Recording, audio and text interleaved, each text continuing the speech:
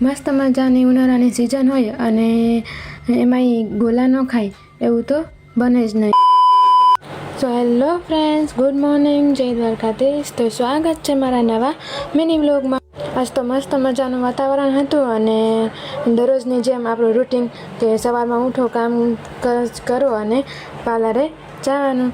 તો આપણા ભાઈ હજી અહીંયા જો માવો ખાતા હતા અને આ બેન છે ને એ કે મને સ્કૂલ સુધી મૂકતા જાજો. અને એને છે ને વ્લોગમાં આવું જરાય ગમે જ નહીં. મને એમ કે તું મને વ્લોગમાં લેતી જ નહીં. એને છે ને જરાય ગમે નહીં એટલે. અને હવે એને સ્કૂલે ઉતારી અને હું અને ભાઈ નીકળી ગયા હતા સૌના કામમાં. એ જશે એના કામ ઉપર અને હું જઈશ પાર્લરે. પછી એ મને પાર્લરે મૂકીને એ વયો ગયો એના કામ ઉપર અને હું પહોંચી ગઈ હતી પાર્લર. અને પાર્લરે પહોંચીને કાયમની જેમ રૂટિન સાફ સફાઈ કરવાની.